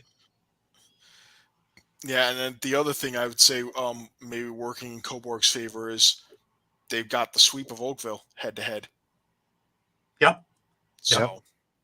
So and they swept Brampton. So, the teams on either side of them right now, they hold the head-to-head on both of them. Yeah, I'm interested to see next Sunday how they fare against the juggernaut of Six Nations. I don't expect huge things, but I expect a good showing. And you get a hot Orlerman in there the way he's been playing this summer. Who knows? Because the defense has really stood up well, and they have a solid offense now. Yeah. You know, when you're talking about, you know, with the moves that they've made, you know, between Haley, Grennan, Harwares is going full bore right now. They really do look good. So we see how this all plays out. But just before we head into the PLL, just a reminder: this part of the show is brought to you by Cherry's Injury. If you get hurt at work, in a motor vehicle accident, personal injury, or affected by criminal law, you call David R. Cherry of the Cherry Firm. Cherry Law Firm is here to fight for you and get what you deserve. Cherry Injury Law is a dedicated, well-established personal injury law firm built on the promise of aiding the seriously injured throughout the state of Pennsylvania. If you have been seriously injured in the state of PA by the negligence of another, and if you have questions for a Westchester or media personal injury attorney, please don't hesitate to call. Call 610-565-0300 or go to cherryinjurylaw.com. Let David R. Cherry fight for your right. And again, that number is 610-565-0300 or go to cherryinjurylaw.com. All right, we bring ourselves over to the PLL. And just before we do that, of course, we got to get this nonsense out of the way. Really, we looked like we were lighting it up there after the Friday night games where we went 1-10. They're making us look silly. Yeah. We came back. We don't look terrible. I was at 2-2, Pat 1-3, Shawn 1-3, Mike 2-2, Wardo 1-3. So year to date, I'm sitting atop at 11-5. How I'm doing this, I don't know. Shawn, Pat, and Mike are all in a log jam at 8-8, and Eduardo at 6-10. But that Friday night was We start off with the Atlas facing the Whip Snakes, and I don't know about you guys, but I really thought that the Atlas were going to roll along some more when they got up 5-1.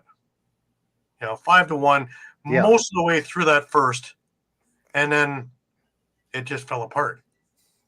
They shut down Teat too. Teat had 2 goals, 3 assists in the first, and then he was more or less quiet through the rest of the game. Yeah, well, they're smart. They know what to shut down. Everybody knows that he's the engine that drives this force. Yeah. But, wow. The Whip Snakes really needed to come up with a big showing, and sure enough, a big showing they had. Yeah. Well, like I mentioned, as their rookies that stood out, right? Levi Anderson, Adam Petraeus, Jack Horace, Petraeus and Anderson got their first professional goals. I mean, Anderson's goal was a thing of beauty. I mean, he's going to be a good one. And the other thing to watch this game was that the face-offs, Jordan Nardella, Baptiste. Yep, and Nardella comes out ahead over Baptiste, the 18-14. Not bad. I mean, how many times too this year have you seen Tim Troutner get the hook and goal? Yeah, he hasn't had it yet, and he made 10 saves, but still, 41% save thing isn't going to do it. No. But Krebs played great. He weathered the storm early, and he really had a really good day in the Maryland Nets. So, yeah, I got you look at the stats, and again, where's their bread and butter? Atlas is when the teeth thing isn't working, you need the guys like Miles Jones with the 2-point howitzers, Brian Kostiuk with the big time shots, and no 2-point goals. There's no 2-point goals in this game at all. Yeah, they got out ground balled by Maryland, who just wanted it more. It just seems like, you get that hiccup in the year, and this was the game where everything just went kind of south. I guess if you're going to lose, you might as well have everything go. Well, I was going to say, again, it goes back to kind of just like the Riptide, right? As Teat goes, as Atlas goes, as Teat goes, as the Riptide goes. It's just everything goes through Teat. Yeah. And, even, you into power plays, it's 4 power plays. They come up empty. Yeah. That's Maryland. Atlas only got the one. But again, Atlas taking penalties. They need to stop this because playing short, they're not able to do what they do best, and that's drive. You know, Yeah. when they're back on their heels trying to defend, that's not their strong suit. We know that. We know that they have to win these games 20 to 15. You know, they're not going to stop a lot of teams. They're going to score a ton of goals. So if a team is able to shut down their offense, well, it took us 5 games to figure this out, but that's it. That's Atlas in a book. It's a very thin book. I mean, it's their first loss. So, I mean, Very thin don't book. throw the baby out with the bathwater just yet. I mean, it's just Yeah. one loss at this point. Yeah. Well, yeah, they've looked great. And even this one, Yeah. only 16-12. They're able to get goals. But again, as you say, as Teak goes, is how this team goes. And, when you start looking at stats of the teams, I tend to know Schellenberger, he had a goal and an assist, right? Yep. He's supposed to be the secondary option, right? So they not only did they shut Teat down, they shut Schellenberger down. Dixon, 2 goals, 2 assists. Again, he just had a way to shut down all of the offense. Jones had a goal, but again, I need something more. I need that. You need a 2-pointer from I him. need that outside shot because I need that defense to be spread out more and worry about that 2-point thing. If everything is coming in tight, they don't have to worry about it, and they can go and play a real nice tight box, almost as though box lacrosse, and just completely stifle everybody inside, which is why they're able to get Teat and why they're able to get Schellenberger, who can do their best work in tight, in close. If they open up that outside stuff, Dox Aiken was invisible.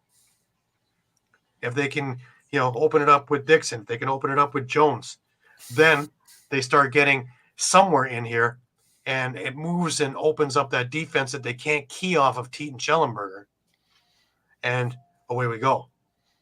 So Peyton Cormier made an appearance, had a couple of shots.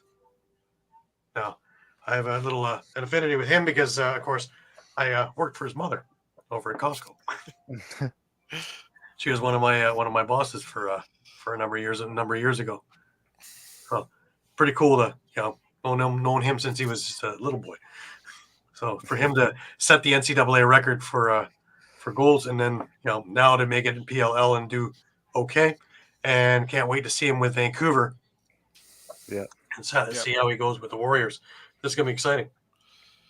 Yeah, I was just looking at the other side of things, Gary, with Maryland. I mean, 3 goals from TJ Malone.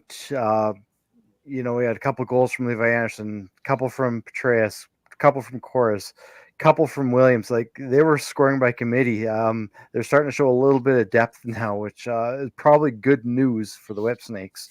Mm-hmm. Absolutely. Yeah, and kudos to Zed Williams for starting the game with a Woody in hand. Yeah, that was pretty cool. So, well, we had Indigenous weekend, right? So love the designs too. Love the designs and the explanations behind them as well. They just were gorgeous. So if you guys anybody's interested, you can go into the PLL website and they're yours to purchase because they're just beautiful, beautiful shirts. So we moved to the second game of the weekend on the Friday night, and Boston stuns Utah. Now, all of us had Boston, right? Funny enough, I had debated it like I told you guys, and went back and forth on this one. Just had a gut feeling for some reason that this was the one that would I would have been out to lunch with Atlas anyways, but this was the one that just had me scratching my head and going back and forth, just looking at the lineups. And sure enough, Boston comes out with a 14-9 win. Anybody?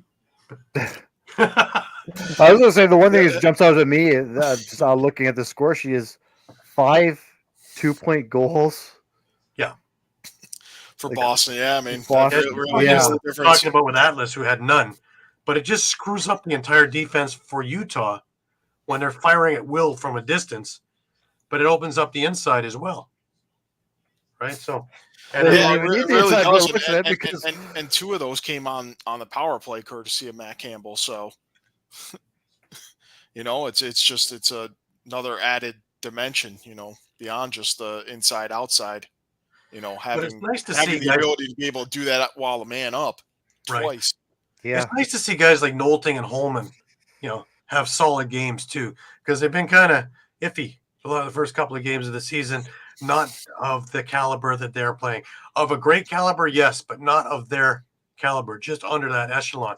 And this game, I think they really, though they only had 3 points each, they really were enough to disrupt Utah and their set plays and their set defense. And they just couldn't concentrate on any one of them because, Donville had nothing, but they had to concentrate on him. Drenner had to get a 2-point goal. He had two 2-point goals, I Two think. Two 2-point two-point goals, goals. I'm yeah. sorry. Yes. As well, we're talking about Islanian and Campbell, also with decent games. So it was coming from all angles. So they couldn't key on anybody in particular, which would take away the initial game plan and just throw that up in the wind, right? But for Yeah. the Hunters, And as funny as it sounds, it's and this is all due respect to Lyle Thompson, one of the best players on the planet, but him not playing for Cannons seems to almost have been a bit of a blessing for their it offense. makes everybody accountable. Yeah. They can, yeah, yeah. And that's, that everyone they else can't has just been rely able to- on yeah, Lyle everyone has Thompson been able anymore. to Yeah. step up. They've been. I think Boston's been able to put Nolting in better positions Anytime you're ready, Pat. on the floor, and we've seen that pay off. I mean, we saw 2 weeks ago. I think Nolting had 6 assists in their game. So Absolutely. I just I look at this and again, the other thing with the Cannons is that their defense held strong. They really tied up Mac O'Keefe, Trey Leclerc, Tom Schreiber, who weren't big factors in this game, who could normally kill you individually or as a group. And they were able to really, of course, Connor Fields is gonna get his goals. Grant Emmett is going to get his points. Yeah. But if you're able to take 2/3 of that potent lineup and stop them cold, you have a good chance of winning. Remember, you held them under double digits too, which to me is very impressive. yeah, Kirst had a great game. Dobson, a little under his normal performance. He was just under 50%. He made 8 saves. 11 saves for Kirst, 55% save percentage. That's impressive against this team. Yep.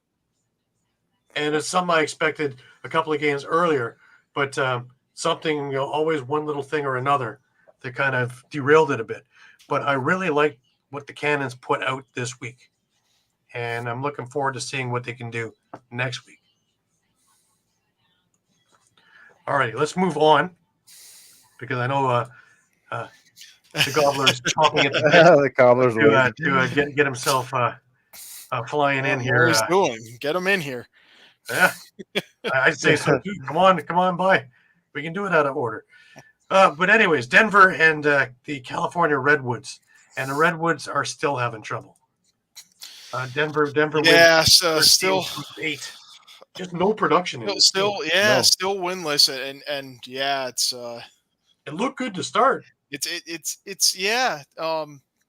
Romar Dennis 2-2-pointers on the game, including the first goal of the game. Westberg follows with a typical goal right on the doorstep, putting his box skills to use on the field. The rest of the half was all Outlaws. From Graham every Bundy which Jr. way. Every time Yeah. goal they're going to score, they Yeah. score. Yeah, Graham Bundy Jr. with a big game. He had 4 goals, one of them a 2-pointer. We can almost get a Wool Bundy on this one, eh? Yeah, Sam Hanley 4 assists on the game.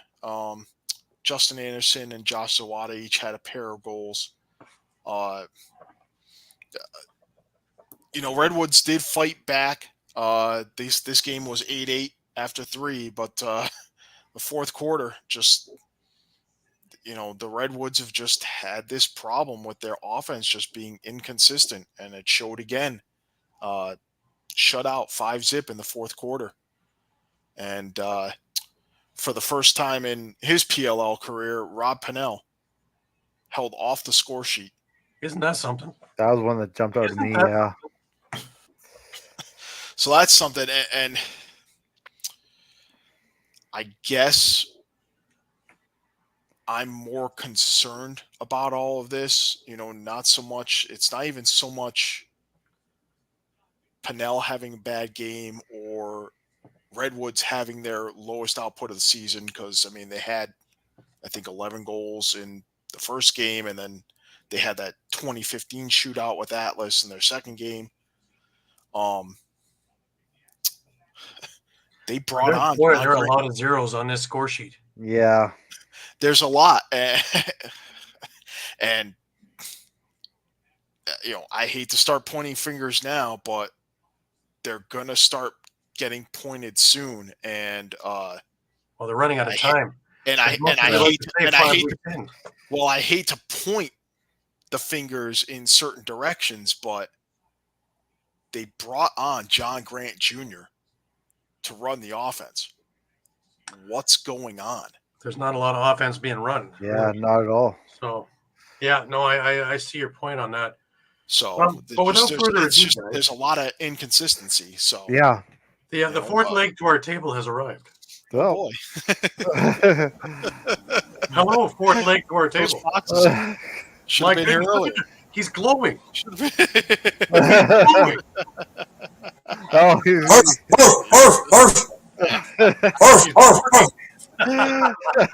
Morgan, listen, it's going to happen when we get a W. You get dog treats. We got a W. I'm getting a dog treat. It's a miracle. I'm shocked. Oh my gosh! Did I not win? It's a W. It's been like a dark cloud here in Philadelphia. The Phillies are getting banged up by the Marlins. Even though they won today, but it was quite a miracle. They had a battle back. You had a soccer team here is down and out. But however, the Waterdogs looked fine today or last night. They battled back and forth action between them and the Chaos. Listen, and the Chaos, they got some big boys over there. They got Josh Burns and they got Eric Dobson, who 6'5", again a tower over there. Straight from Notre Dame, back-to-back NCAA champion. Listen, that team's dangerous, and this game was nothing but back and forth. And the Waterdogs just picking their shots, looking for the miscommunication out there. Every time that the Chaos made a mistake, the Waterdogs capitalized on it. They were picking their shots. They were finding open. They found the mismatches on the defense of with Chaos was thrown out in the defensive zone. The Waterdogs were finding the mismatches, scoring. They were producing shots. It was really, really good, fun stuff today. There's your win, 10-6 over the Chaos. So Steve Whitney for doing the graphics for us, man. Just a spectacular job of graphics. We talked about it earlier in the show. Just fantastic. Thank you, Steve. Yes. Yeah, he's doing a great job, and like I said, the Waterdogs, and I gotta give a player. I know this is Mike Sauer's team, but Kieran McArdle, this is his team. He's been the backbone so far. 3 goals, 2 assists. He looked really, really sharp today. He produced a couple of guys, helped make a couple of assists today, but just being open when time you give him a small window of spacing, he's going to make you pay for that. And again, the Chaos defense looked dysfunctional today, especially that tail end of the game.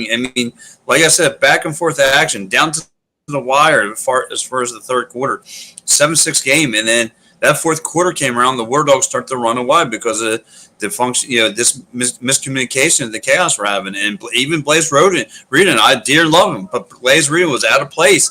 He left a wide open shot for Kieran McArdle to take a shot. Found the back of the net. And you can't do that to a guy like that. So they made you pay today. And listen, this was a hell-bound game. Dylan Ward looked great in your nets, too, for the Waterdogs. He looked fantastic. He made 12 saves, a 66.7% save percentage. He just stifled them. Whereas Reardon still, in regular games, Reardon made 11 saves, a 55% save percentage. He had a decent day, but in comparison to Ward, he looked like he didn't belong. Ward just looked. Yeah, you're right. Ward looked like Ward of old, the way they needed. Yeah. That's what they needed in this one. They needed Ward to be that solid that they don't have to worry about the back end, and they just went and flew forward.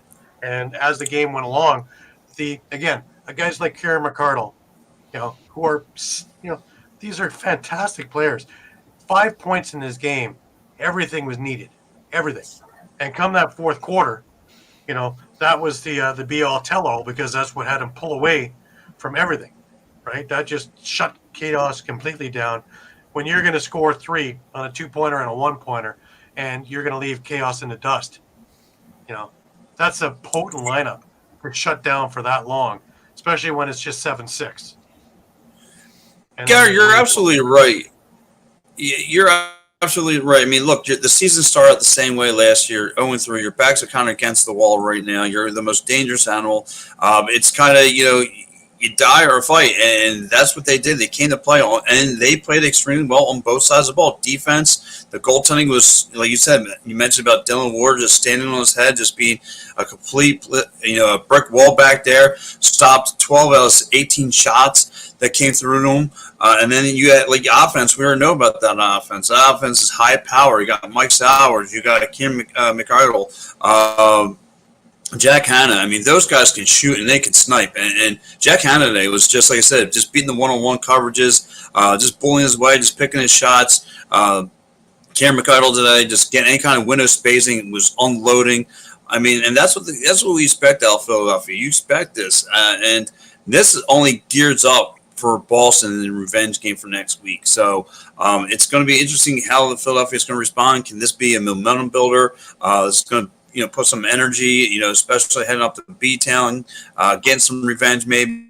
All that's going to play in the next week. But, I mean, as far as today, you need this win. So, I got to give this Philadelphia team kudos. Like I said, playing extremely well on both sides of the ball. Right. Well, take a look at the standings because of this now. Yeah, Philadelphia actually put himself in the equation because Maryland winning, they had to win. There's no two ways about it. With Maryland beating the Atlas, they had to win just to stay. Otherwise, if they're sitting there 0-4 and Maryland is sitting at 2-2 and Boston 3-1 and Atlas at that stage would be 4-1, it's really that's an uphill climb. Here they're right in the conversation. A couple of wins, if they have a big game next week, and all of a sudden we're talking about Philadelphia moving themselves into third possibly. So this is huge. And third, and you're still 2 games back of Cannons too. So I mean. Yeah, but just the way they won it is what I'm enthused about. Yeah. Is the back end looked great, and they got production when they needed it. And with it being a 1-goal game, they didn't fool. They put it together, stopped the other team, and actually won big. And they won that fourth quarter, hands down. That's the thing that really stands out to me, is we start looking at character of the team. We talked about it many times, but character of a team, and when the going gets tough, and when you need them, what happens? Do they fold? Do they drop? Or do they come out and swing? And it looks like they're coming out swinging with both fists. So. Yeah, and I'll add a few things on that. I mean, Shawn mentioned, the possibility that you pull within a game. I mean, by beating Cannons, and if Whip Snakes lose, now you're tied with Whip Snakes, and you're just a game behind Boston next week. That's I guess that was my point, right? You're only 2 games back of the Cannons. Another point I would make, I'd go back to a couple of weeks ago when I told Pat, hey, well, where's the silver lining here? They were all 1-goal games. Now you have a win by a margin of 4 goals, and suddenly your scoring differential's back in the you're positive. You're a +1. Yeah. So, Contrast that with Redwoods, who are sitting at 0-3, and look at their scoring differential right now. Absolutely. Yeah, and with that now being the first tiebreaker. Now, next week you got Boston playing California. Again, Boston plays 2 games next week, right? It's in Boston. Yeah. So you got the Atlas, a pissed off Atlas team playing Denver. But Denver's been looking great. this year, and they're another team high up Atlas. I hate to sound like a weasel, but this benefits Philadelphia right now because Boston's going to have that game on Friday. Their legs might be soft. They might get a little fatigued, and then Philadelphia's going to be fresh heading into that game. You can actually catch this team by surprise. I mean, they're probably going to be worn down. So I don't know how much energy they're going to have left over, carry over for that second game. But I mean, Philadelphia could take full advantage of that and grab a big win here. Well, you also got to think of California. You're talking about that wounded animal. Well, they're that wounded animal now at 0-3. So they become very dangerous. And it's looking and digging deep into the pride of that team. And Boston may be just walking into an absolute a buzzsaw that week because them and Philadelphia, you're playing the two teams that are sitting on the bottom of the standings. Both teams are good. Both teams want to get ahead, and both teams know it's now or never. So they're walking into two buzzsaws back to back. So they're not going to have easy time. Who has the bye? Is it Chaos? Chaos isn't playing, right? So Chaos is on the bye. Okay, so Chaos. So the Archers are playing in the other game on against the Whip Snakes. So and I just want to bring up this other point, just in looking at these standings and the new format. Some of these teams, you take a look at Atlas, 4-1. They've already had their doubleheader weekend. Waterdogs, near the bottom of the standings, but they've already had their doubleheader. Now you look at teams like Redwoods that still searching for a win, and they still have to play their doubleheader weekend. And we've already seen with Waterdogs, we've seen a team lose both legs of their homecoming weekend, just as we've seen with Atlas a team win both legs of their homecoming weekend. Yep. So and Carolina split theirs. So we've seen each version. Yeah. So I mean, I kind of feel like I almost feel like timing is important here too. With Waterdogs, you're looking at they've already had their homecoming weekend and they've already had their bye week. Yeah. So when we hear so much from players, they just want continuity. They hate bye weeks. They hate having to do double headers. Yeah. For obvious reasons. They'd love for everything to just be a game a week, a game a week, a game a week. Waterdogs have that. Some other teams don't. Yeah. Redwoods has to wait till week 7 to play their doubleheader. Redwoods have had their bye. They had their bye first week of the season, but they still have to play their doubleheader. It's not till I think week 7. Archers, I think, don't have their doubleheader till the end of the season. Which is even tougher because you also have the All-Star break too. So there's that. You have that.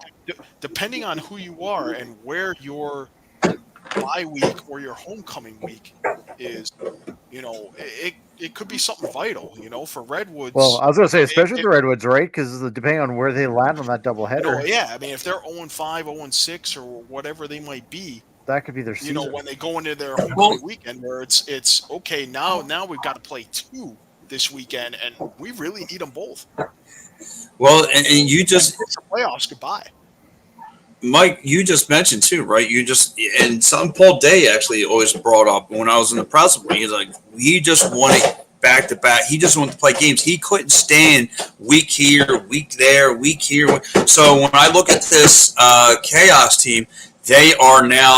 They just took an L, right? They're not going to play for another 2 weeks because you're not going to Boston. You got right after that it's the All-Star break. All-Star. Now you're going to come back off this losing window, so it's going to be interesting for those guys. And like I said, this was huge for the Philadelphia Waterdogs to get this win. It was kind of a must-needed thing here. And how about for Bill Tierney? And you guys might know this better than me, but when I watched the style of play yesterday, and I did a lot of film work on it, it was more like pass, find out a guy, wait, create the dysfunction on the defense, then take your shot. So is that part of his game plan? I mean, I would. I would think it would be. Yeah, I mean, I don't generally, think you're going to just put that on the seat of your pants. Generally, yes, yeah, because I mean, you're trying to get them to make mistakes on all the passing and all the other things. Yeah, But that can bite you also, right? If you're if you're good at interceptions, that will bite the team, and they'll have to change everything up. But if it's working, and a lot of times set plays, especially plays that I would think really it's more plays that don't necessarily revolve around or start from position X behind the net. Yeah. You're looking, the mismatch you're looking to get is you're looking to find the short stick defensive midi and get that matchup with them rather than, hey, I'm an attack man, but I'm dealing with the long pull. Right. It's So, going to be interesting, though. Yeah, because go ahead, Pat. Yeah, because like when I was watching like I said, I'm watching the game. It was just pass. Sometimes they'll automatically wait for the defense to come up with a double coverage, and right away the Waterdogs would find someone open, find the mismatch, or find the spacing, and just like any kind of little window, like I said, any kind of little window they got, they were making plays. They were scoring goals. So again, maybe like I said, maybe this was just a bad day for the Chaos, and I'm kind of overlooking it. But I didn't, or maybe this is just Bill Tierney's playbook. Just play, look for the mismatches, play. Pick your shots, and then he knows he's got guys who could got a couple gunslingers. Guys got some fast, accurate shots. So that's what I was just wondering. Yeah, and I'm curious to see too. Now that you got that win on the board, can you carry that momentum? Now we've seen what happens to teams that go, winless. They get just that one win, just that one kind of confidence booster. Can they continue that on? And you're playing on the main network as well, ESPN2. So you're going to get a lot of people eyes on there. So this is the time you can become America's darlings. Yes, rivalry game. I love it. Right on prime time, right on 4th of July weekend. Yeah. Absolutely. Yeah, it's those two are like. Really, Philly, New York, and Boston. It's always a scrimmage. It's like me and Alan Mike sitting together. There's always a fight ready to break out at any time. You know what I mean? So that's us on Sunday morning. But yeah, man. Like I said, good stuff though. Always though. But look, like Shawn said, I think this is going to help momentum carry over. Great game today. Great game last night from the Philadelphia Waterdogs. Like I said, solid on three accounts: defense, the goaltending, the offense. Was all cylinders were clicking for this team, and that's the way you got to be moving forward. Now, like I said, hopefully that carries over, and you can put down. Like I said, Boston's going to be playing a game prior to, so catch them with some rubber legs, catch them being all fatigued, and taking full advantage of it. Absolutely. All righty. So we're looking forward to catching your report next week and seeing if you're as excited about this. I think you will be. Something tells me. Oh yeah, I'm for sure. I'm gonna be rocking and rolling next week. That's it. July 4th starts on July 1st for Pat. Yeah. Yes. Hot dogs. Let's go. I'm ready to throw down. Where did my dog treat go? I think he's put 4 different entries in for the Nathan's contest. Yes, I've seen your training videos, man. That's pretty impressive. Yes. Oh man, yeah. Could definitely put down some burgers. We should have the All-Star teams announced this week as well, because voting stopped today. At midnight tonight is when voting stops. So if you still want to get it in, you can go on the PLL website and still get your picks in for who you want to see in this All-Star game. And away we go, because the All-Star game is in 2 weeks, and it's going to be exciting. Every All-Star game is exciting with PLL, even though there's 10,000 goals. But, hey, it's a lot of fun, and I'm always in for the competitions. I love that shot competition. Heck yeah. Yeah. Can't run it, With a long stick. Yeah, I wouldn't get in front of that. Nope, thanks. I'm good. Yeah, you want to get in front of that with no equipment. Nope. Sign No me up. thanks. I'm good. I'm good. Thanks. I value my life. Thanks. Too many welts. Thank you very much. Well, thank you very much, Pat. Exciting stuff. Absolutely. And listen, guys, I got to admit, I was listening to the show prior to you guys. I didn't want to hear the name. I heard the name Zach Higgins. I just, not yet. It's too soon for me. Just too soon. But anyway, guys. He's looking good this summer. I've sent him your regards a few times being at the Brooklyn game. No, we're good here. We're good. Yes. But look, guys, I'll definitely catch you guys next week. Absolutely. Pat, take care. Just a reminder to everybody that we are on Facebook, we are on Twitter, we are on Instagram, we're on Thread, we're on YouTube. Remember, on YouTube, there's a bunch of stuff on there extra, which includes retro games, which includes a library of our shows, interviews, press conferences, anything that you really need extra to keep yourself moving. Instagram, we are doing all kinds of extra stuff there as well as we're working with a lot of the teams. I know MSL, I'm working with these teams, and they're sharing our stuff and vice versa, back and forth, which is a lot of fun and getting a whole lot more viewership, which is really, really cool. Also, to go down to our Facebook page 3, 4, 5 times a day, because the news is always changing, and we are heading ourselves now into free agency season. Pretty soon we're going to be talking about the draft and all the other stuff for NLL as well as everything else. We're into the heat of the moments now for OSL and for MSL. We're into the middle part of the season for WLA. Everything is heating up. We're right in there. The heat's coming up in the summer, and so is it with the lacrosse. So everything is moving forward. PLL is another one that they're heading into the midway point. We're going to be at the All-Star break, so you're going to want to get your information here. We are your Costco of lacrosse. We are your one-stop shop. Our thumb is always on the pulse of the situation. We have everything in hand. Our team of writers and our team of people are going to make sure that you are up to date with everything. So you need not go anywhere but here, and we will take care of you. It is our privilege and our pleasure to do so. We are in the last words, guys. We've made it to the last word section. Shawn, since you were able to get away with no last words last week, I'll start with you. No, you know what, Gary? I think you pretty much summed it up, especially out west here with the WLA hitting the midway point. Even though Victoria's running away with it, that's 2 versus through to 7. It's pretty much anyone's guess at this point. Yeah, I agree. Mike, final words? Yeah, same thing. I'm definitely looking forward to this week, WLA. It's going to be the busiest week for Shawn and I. 8 games, so check back on the website, check back on the Facebook page, because Shawn and I are going to be busy all week. My Spanish isn't any good, guys, so I don't know. I know it's a compliment, so thank you very much, Jaime. Thank you very much. Maybe Eduardo could translate that one for us. But absolutely. Guys, I am looking forward to this week. I'm looking forward to the couple of road trips that I have. Again, I'm looking at Six Nations with Oakville. I'm looking at Peterborough with Coburg, where I will be definitely, and Coburg next week for the Six Nations Coburg game. So 3 for sure, as well as OSL. So I will be putting a lot of miles on the car again. If you see me at the games, please come up and say hello. Introduce yourselves. I love talking.